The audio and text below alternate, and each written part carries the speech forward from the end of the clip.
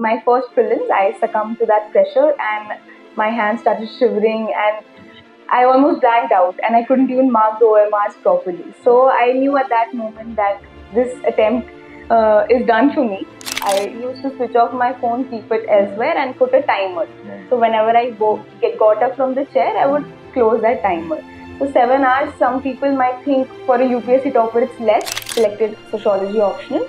There were a number of reasons for that. Firstly, because my engineering optional, I am an EC graduate, so EC wasn't available. Electrical engineering was available, which is a little different and tougher also. All the keywords that are given in the syllabus, I used to jot down 5 to 6 examples from what I have already studied. So, and these were diverse examples. One was from religion, one was an administrative example, one was maybe from an Indian national movement. Mock interviews and one-on-one session with, I think, Dharmadhikari sir also helped a lot with regards to that. I remember he told me that you are all set and you have to score more than 200. You should aim for that.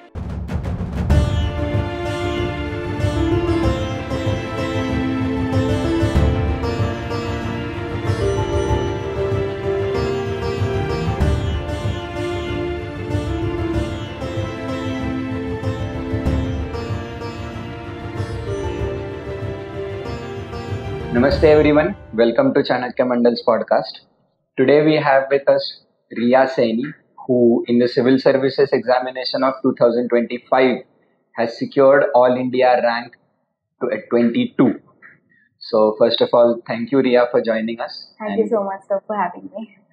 Congratulations on your success. Thank you. No doubt this podcast will be a great inspiration for the lakhs, those who will view it on YouTube.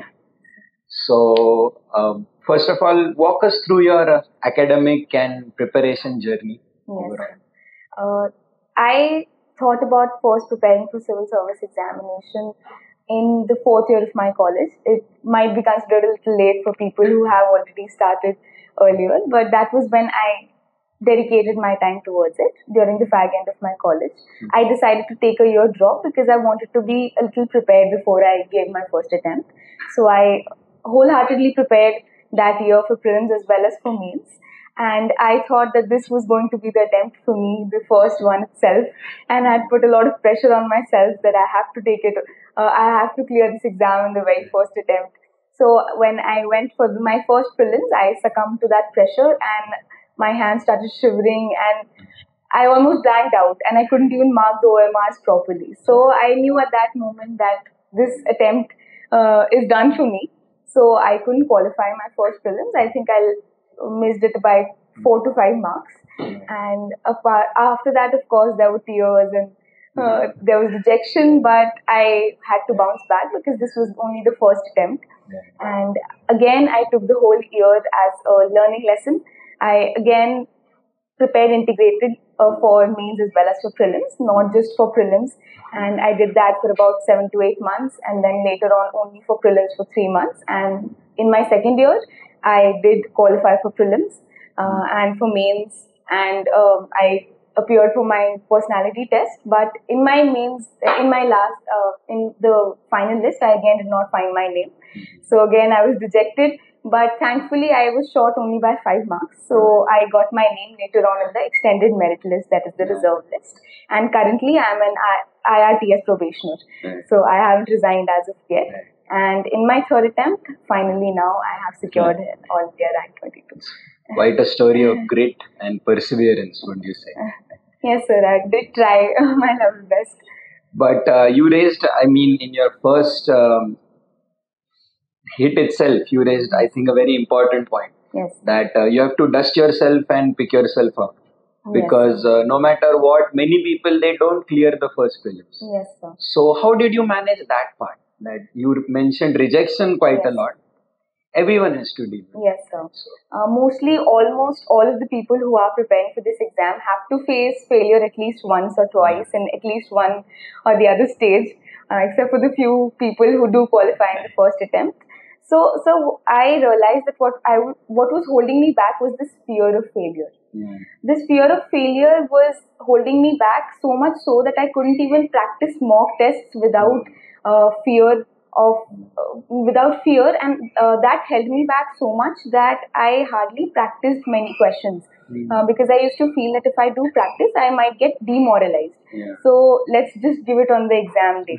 So I realized that this fear of failure was actually holding me back rather than enabling me. Then I decided to just surrender to the process. I know everyone says this, but I think after you have prepared to a certain extent diligently, then you have to take a leap of faith. My parents always used to say कि कर्म करो भाई, फल की चिंता मत करो और भगवान पे छोड़ दो. So earlier I used to question that theory of theirs, that भगवान मेरी क्यों सुनेगा? Everyone is preparing for this exam. Why won't he listen to them and only me? But after that, I did surrender to God to a certain extent.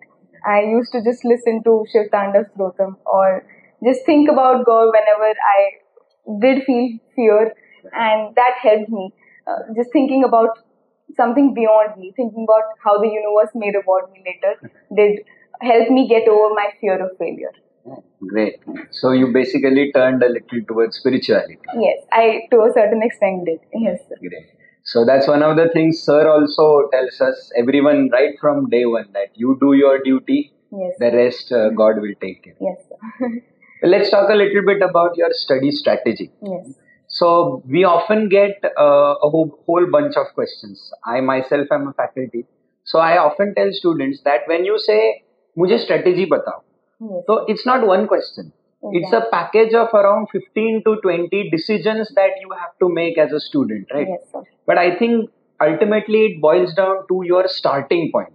Yes. Everyone, I like to describe this as everyone when they are beginning, you feel like you're standing on the base camp of Mount Everest. Yes. And you're wondering कि भाई कहाँ से start करें. Yes, sir. So how did you cross that particular bridge? Yes. So when I did start, I am from a science background. It did not have any humanities background. So it was tough for me to exactly understand what this exam demanded and the strategy that I should follow. What I first did was read the syllabus thoroughly, about thrice or 4 times, so that I could acquaint myself to what are the actual demands of the exam. Second thing I did, because I started preparing when there was COVID lockdown, so I could not go to any coaching. Right. So I saw a lot of topper strategy videos, and I realized that there were certain common points in all those strategy videos. So I could actually analyze that these are the resources that almost every topper is talking about. So I decided that I'm going to only stick to these resources. And those were again the basic resources as every topper says. So before beginning with those basic resources, actually, since I did not have any background in humanities, I read through the NCRTs once after reading the syllabus. And those NCRTs, for my first reading, I just skimmed through them. I did not focus on learning them. So I just skimmed through those chapters. I used to complete around 1 NCRT per day or 1.5 days, because I did not learn in my first reading. So that gave me an idea. That gave me a solid foundation. Yes, and a bird's eye view. And after reading my NCRTs, then I shifted to the basic resources, and I always had my PYQs beside me so that I could analyze which points are important and which are not. So these are the 3 things that I largely focused on. So it's basically 1 NCRT combined with 1 reference book. Yes. No third book. No. Not a fan not. of extra reading. No, almost certainly not. I used to just revise the ones that I have read so that I do not get a question from them wrong. And was this for essay and ethics also? For ethics, actually, I refer to a book which is black in color. I'm unable to remember the name, but it is written by Balaji Sir. He's an IPS. Okay. So that was the basic foundation. Apart from that, I had referred to Ayush Sir from Forum IAS, his lectures, I think, to a certain extent. And for essay again, what I did was that for all the keywords that are given in the syllabus, I used to jot down 5 to 6 examples from what I have already studied. So, and these were diverse examples. One was from religion, one was an administrative example, one was maybe from an Indian national movement, another was a quote, and another was maybe a day-to-day life example that I could think of. So for every keyword, I had at least 6 to 7 examples jotted down, and I memorized them. And I used to use them accordingly in my answers. And for essay also, sir, I did not prepare for essay separately. It was an integrated preparation. So whatever I read for GS, I used to always analyze that can I use this for my essay. For example, in Spectrum itself, when we read modern Indian history, there are so many points that can be directly quoted in quoted for our essay. For example, the INA mock trials, where that shows the communal unity. I used to just note down those examples and use them in my essay. And for the section A part of it, for the first four ones, the more creative, philosophical, yes, those sir. sort of topics. So for those also, I tried to play to the emotions of the examiner always. So what I did was that I used more religious preachings. I used examples from Indian national movements. I used examples of India's growth story. So these I know they will evoke a positive sentiment when it comes to the examiner. All of these things, I made sure that I play to the emotions of the examiners. Apart from that, I used to read, I used to see through the speeches. These were, this was a recommendation by my friend, that all the major speeches that I can think of, be it Tryst with Destiny or B.R. Ambedkarji's speeches in the Constitutional Assembly debates, or any other speech that I can think of, or any other poems like The Road Not Taken, etc. I used to refer to those for philosophical essays, and I used to quote them verbatim. And then after that, of course, I had that.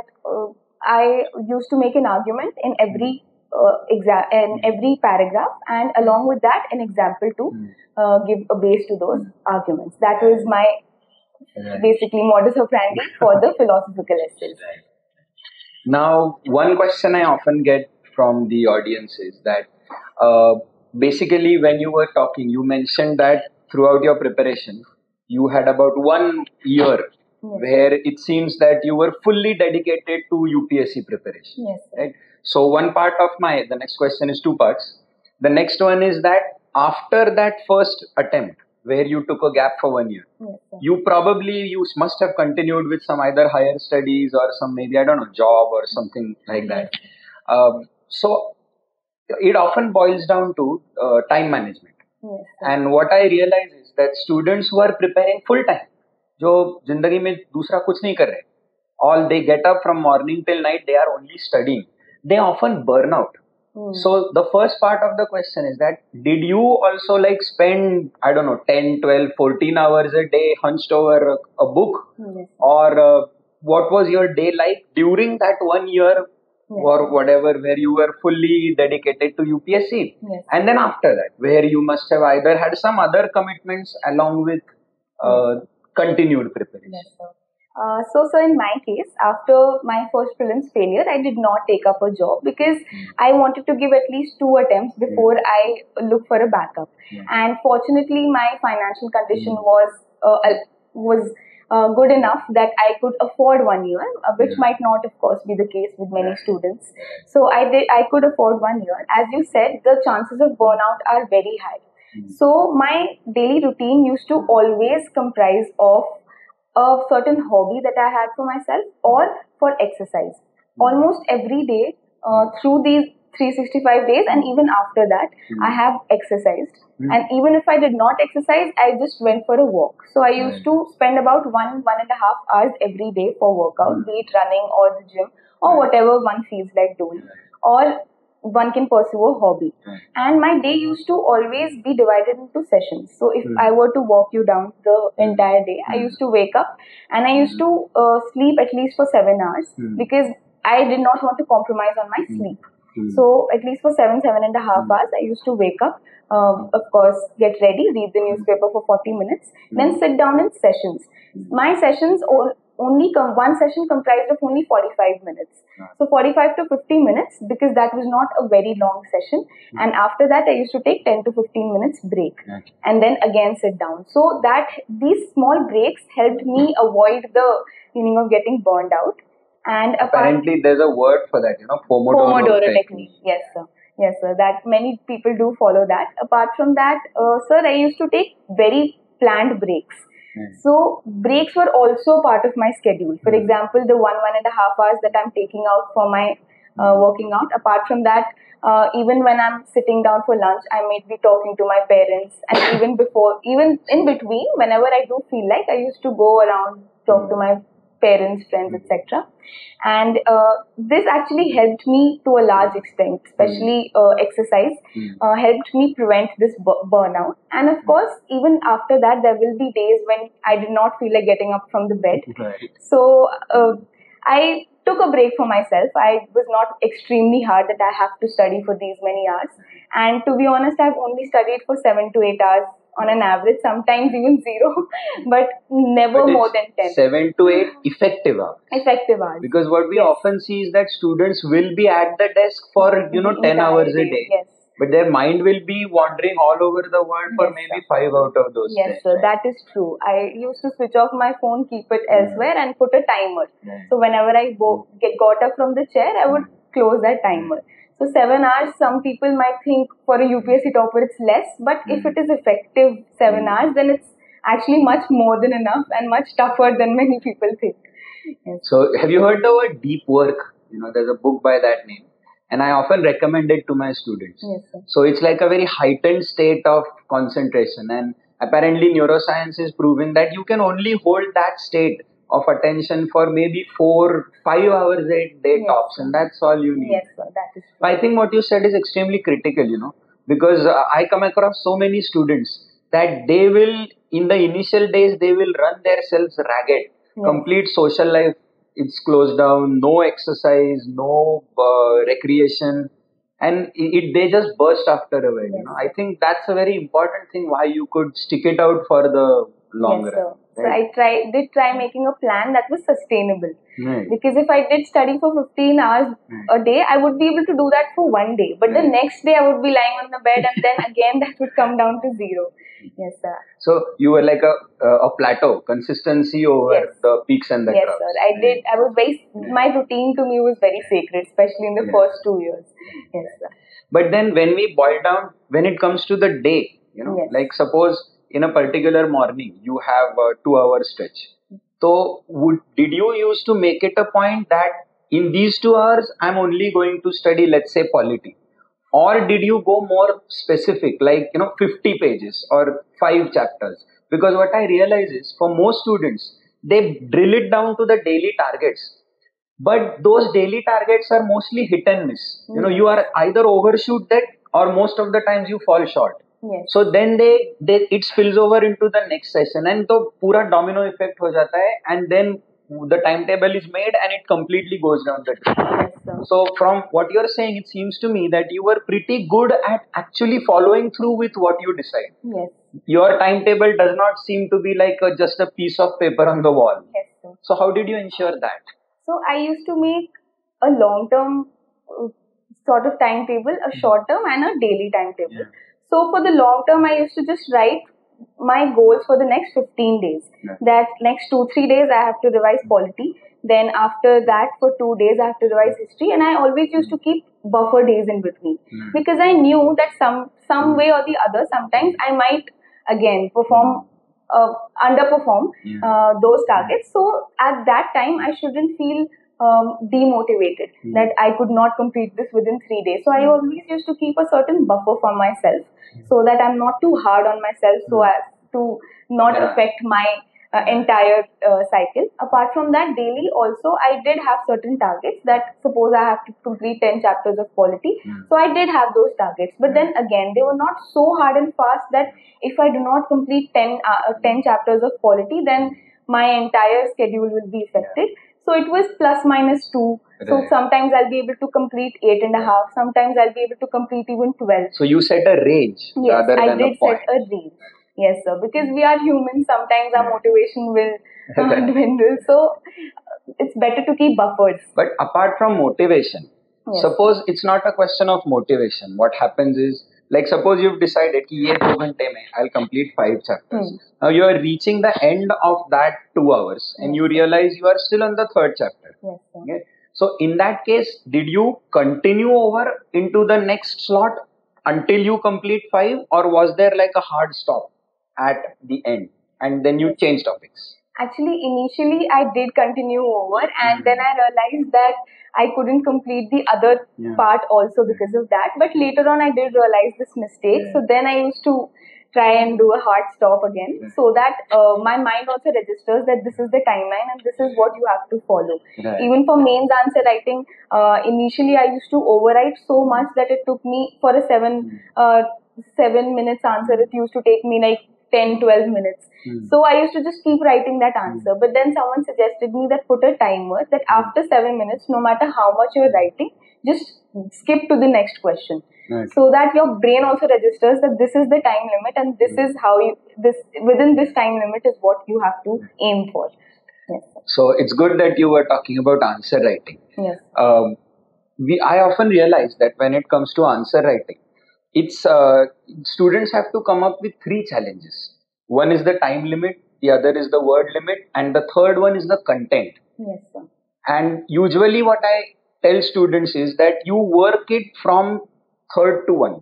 You first focus on the content. Yes. Then once you have a good grip of understanding the question, exactly what is required, then you work on ensuring that you can fit it within 150 to 250 words, Yes, and then you speed up the process to fit within the 7 or the 11 minutes. So is this what you did or anything? Yes, sir. I think I do agree with this, because initially when I used to write answers, it took me around 4 hours to complete a test. Firstly, because I used to overwrite, and secondly, because I hadn't revised much, so the content was not on my tips. So I asked a friend of mine, because he had a decent speed and he was also a good student. So I asked him that what should I exactly do. So he just randomly asked me a question, and I wasn't able to answer it within a few seconds. He said that is where the problem lies, because you're not thorough with your content itself. Yeah. So there is a time lag between where you think and what you when you start writing. That is why you're taking so much time, and also you're overshooting. Yeah. So he asked me to focus on my content and keep it on my tips. Yeah. So that is what I focused on also. So at that time I also was writing side by side, but I focused on learning my content much more than sticking to the time limit. And gradually, as I did that, the time also started reducing for all the answers that I wrote, and finally in the exam I was able to do decently. So then what would be your advice to new aspirants? Yes. Like someone who is like maybe what the stage you were when you graduated, like at complete level 0. Yes. Would you recommend that for the first few, I don't know, months, maybe even a year? Because given our syllabus is so vast, Yes, sir. unless you have the syllabus at the tip of your tongue, would you say don't get into answer writing, or would you suggest some other strategy? Basic question is that if you're not thorough with the syllabus, is answer writing a complete 0? But then that is also dangerous, right? Yes. Because it's a very difficult skill to develop, Yes. the power of expression. Yes. How would you balance this? Yes, would sir. be your I think advice? again the key is balance itself here. So what I personally did was that for the first 5 to 6 months I did not write any answer, and in those 5 months I did try to cover the basics. But was that by design or fear?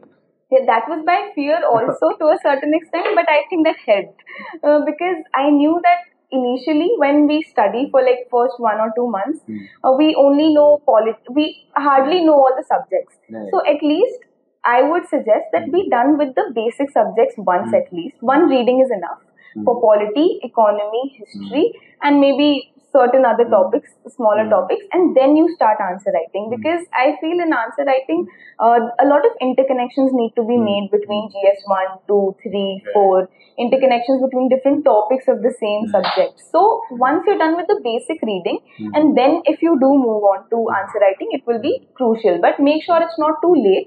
Set a rigid, not a rigid, but set a realistic yet hard timeline for yourself. That within 5 months I'll be done with the basic resources at least, so that then I can begin answer writing. So that is what I did. Yes, sir. Great. But it at the same time it seems that from overall this podcast also, your overall educational background, you had a pretty good grip over English.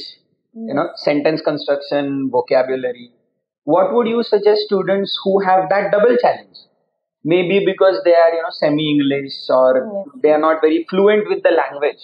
So what I've realized is that these students, they simultaneously have to work on improving their vocabulary, sentence construction, power of expression, and then adding the study to it. Yes, sir. So for these students, what would you recommend? Sir, I think the first would be to analyze toppers' answer scripts. For me, I think that also helped. There were a few students who weren't able to express their answers better and articulate it in a much better manner. So what they did was, after analyzing about 50 toppers' answer scripts, one after the other, their expressions to a certain extent, at least their understanding of that expression improved. Secondly, I think, sir, NCRTs help in this in this extent, because especially in subjects like art and culture and medieval history, etc., what we do is we just refer to books like Lucent, which only have information. They are very information centric, and they do not focus on the expression. But once you read through the NCRTs, you will understand how to elaborate a particular answer. I think NCRT reading, if students are unable to do that, NCRT readings will definitely help. Yes, sir. Great. Now coming to current events. Yes, sir. The one, if someone were to ask me the single biggest challenge of this examination, because India is full of competitive exams, right? Right from our IITs, everyone gives exam, but there is this one feature which is like completely unique to this examination. There is no other exam in this country, I don't know about the world, where the questions will be from the past 1.5 year newspapers. Yes, sir. What was your current event strategy? Yes, sir. So for my current affairs, I had two resources basically. One was the newspaper. I used to read the newspaper daily, and second was monthly magazines. This newspaper is end to end? Sir, I used to read it, at least skim through it end to end, but in that only selective reading. For example, if there are any political issues, then I might focus only on the core of that issue and not on the everyday events that are going around. For example, if there is a question, the issue of defections going on, then I will just focus on defection and study that from the static portion rather than focusing on the everyday events that are following. Apart from that, of course, the other crimes like robbery, theft, all of that do not need to be read through, and I think for that, syllabus again is the right guide. For the newspaper, I never made any notes, but what I did was, whenever I found something interesting or a good data point or a good quote, a Supreme Court judgment or a good example, case study, anything, that I used to note down in my notes rather than focusing on making everyday notes of newspapers, because I knew I wouldn't be able to read them again. So newspaper reading, I feel, is a must. Secondly, sir, I refer to monthly magazines also. I refer to Vision monthly magazines, but I think one can refer to any reputed coaching institute's monthly magazines, whichever is available online freely. And I used to refer to them at least 10 to 15 pages per day. So that gave me a broad idea of current events. And I used to try that whenever there is a static question being asked in the exam regarding a particular topic, if there is a current event that followed, I would somewhere mention it, either in the introduction or the conclusion, so that the examiner knows that we are able to link the static part to the current affairs also. But don't you think that if you are not extensively reading, making notes of the newspaper, you ever end up revising newspaper, and then most of what we read in the newspaper, it's out of sight and out of mind? Actually, sir, one benefit of everyday newspaper reading that I personally found was that most of the major topics were so often repeated day by day that it almost always registered in my mind. And sometimes they appeared in my answers out of nowhere in ways I couldn't even imagine. For example, I think there was a question on bricks last year. And I hadn't read it in any monthly magazine. But I suddenly somehow remembered that this question I had read somewhere in the Hindu, and that is why I could write it down in the exam. So I think because almost all the major topics are repeatedly covered, but again, if you do feel that there is something very important that you need to note down from the newspaper, then you might as well do it in your notes itself. And then how did you organize your whatever you did choose to write it down? Because what I find the students doing is that they just have one notebook or one file and they will dump everything into that. And that most of the times it leads to such a huge mess that precisely when you want to find some bit of information, that is exactly the moment when it will be lost in the rubble. So, what system did you have for organizing your current Yes, events sir. notes? Sir, actually, what I did was that I made online notes. So, Control F made it much easier. Yes, sir. So, with online notes, I divided it again GS 1, 2, 3, 4. Which and software then did you use? I used Evernote. And one can use Google Docs, anything that is freely available also. Back then, Evernote was freely available. Now, I think they have started charging certain fees. But I used to divide it into notebooks, GS 1, 2, 3, 4. Even within that, all the different topics of, for example, art and culture, then medieval, ancient, world history, etc. And within those, the current affairs that I wrote, I tried to make sure that they were pinpointed and in that folder where it belonged. So I did not make all the newspaper notes at one place, but I tried to demarcate it into different topics. So it would help. And that must have been a pretty important decision, right? Yes, Because what we realize is that one particular item, it can often go under multiple headings. Yes, sir. So there is an economy perspective, there is an environment perspective, there is an IR perspective, and then ये कहाँ पे डाले ऐसे हो जाता है. हाँ जी. If there are multiple perspectives, then I would write those down in different notebooks. Of course, it did take certain time, but I think the ROI was high. Yeah. Yes, sir. Now, coming to your optional. Yes, sir. Which was your topic? Why did you select it? And how much time particularly did you allocate to optional? Sir, I selected Sociology Optional. There were a number of reasons for that. Firstly, because my engineering optional, I am an EC graduate, so EC wasn't available.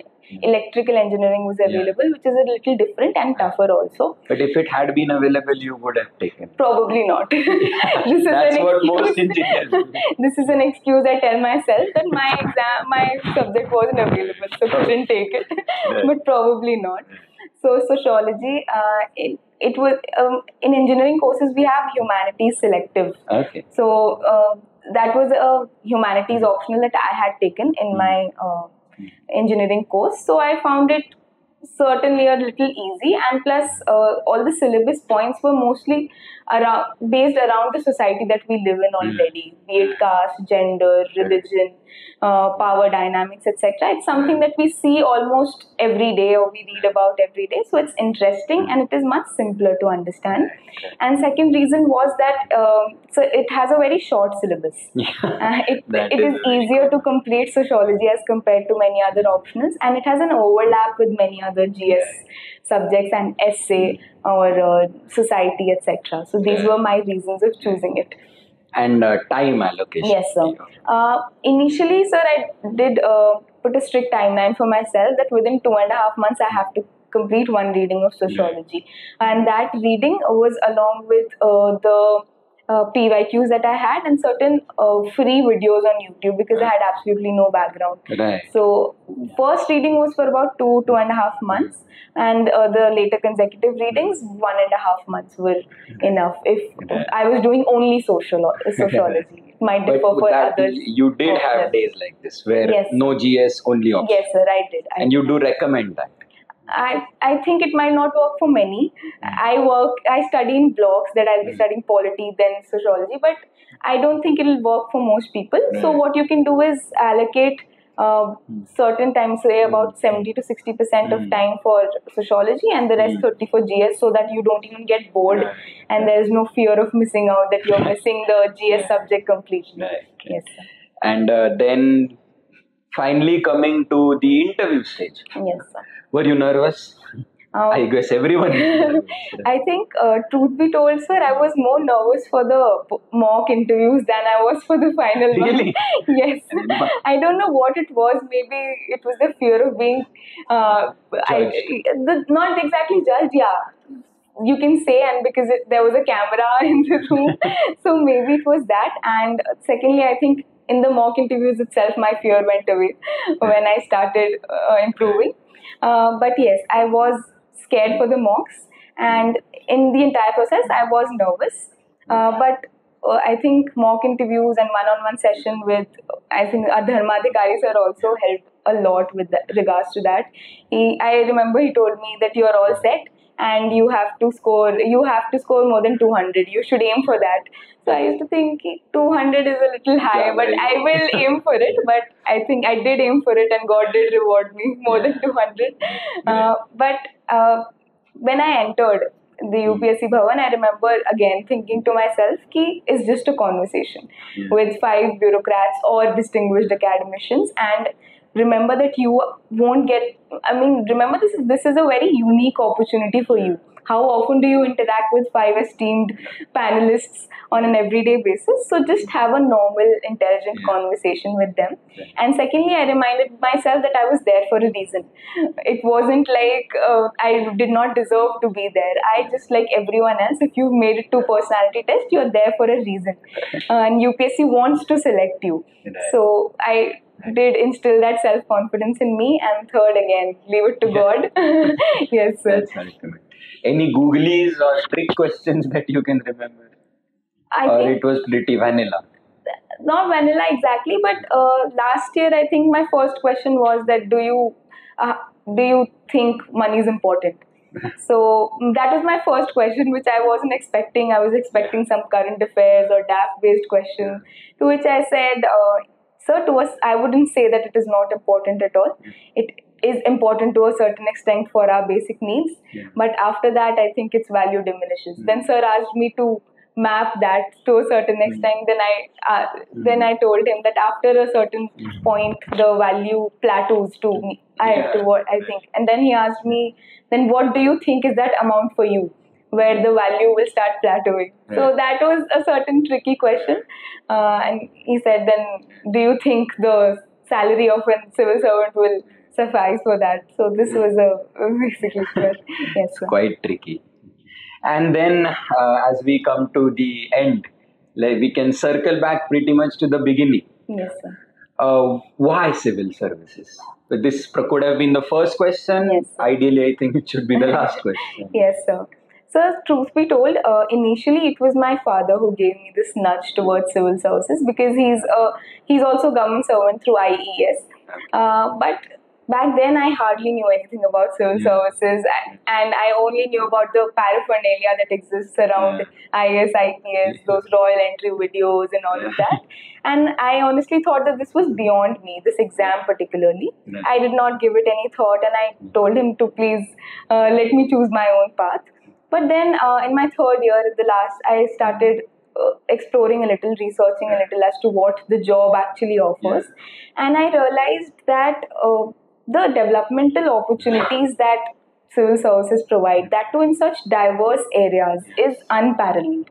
I feel that the power that is given can actually be utilized to bring about certain change on the ground, which is very important, and so something that gravitates me towards civil services. Secondly, sir, I think the leadership opportunities that it provides, that too at such a young age. I don't think that any other institution, not to say that other institutions are not important, but at least that is what motivated me towards civil services. And frustration with engineering had nothing to do with this. Like, we'll maintain that as the official party line. It, to a certain extent, personally, I did not wish to go for a corporate job. Not just engineering, but any corporate job. That was not a lifestyle that was very motivational to me personally. Nothing against anything, but yes, that can be one of the push factors, but I think there were more pull factors. Yes, sir. Great, sir. Thank you very much, Riya, for joining us today. Thank you so much. Wish you all the best for your journey, and we hope you become an idol of development and leadership, as you so rightly said. Best of luck for your journey. Thank you. Thank you. Thank you so much.